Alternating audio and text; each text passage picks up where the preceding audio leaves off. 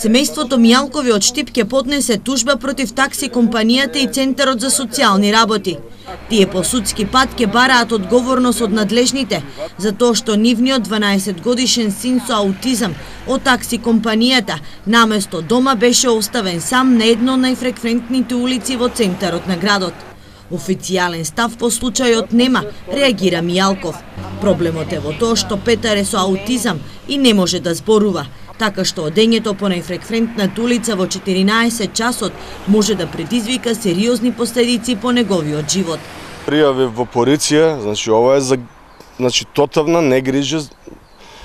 Трет пат моето дете му се загрози животот.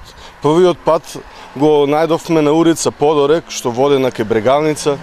Вториот пат кај комшија во двор жива среќа има убави цвекиња, па моето дете врегва во дворот цвекињата да ги види, меѓутоа тој сака и возива, може некој да го сгази, Родителите бараат да се испита зошто и покрај тоа што Центарот за аутизам од преседателот на Советот Владко Миташев доби донација возило, децата се уште се превезуваат со такси компанија.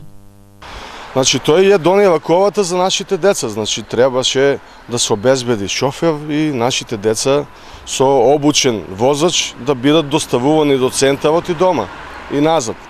Меѓутоа тие решиле тендерски на тендерот со такси компанија се договориле и договорот се знае со овие деца, со било кое дете, дете со нормален развој, никој не го остава на прометна улица. Донираното возило е во кругот на Центарот за социјални работи, изјави во телефонски разговор директорката на институцијата Наталија Панова. Конкретно договорот за подарок на возилото е подпишан помеѓу доктор Миташев и Центарот за социјални работи, а не и со Центарот за аутизам. Ние имаме уште еден дневен центар за лица со посебни потреби. Конкретно возилото не може да се користи за дневните центри, бидејќи немаме вработено лице чии работни обврски ќе му бидат превезување на децата, изјави Панова. Според Панова, ресорното министерство во овакви случаи им дозволува децата да се превезуваат со такси компании.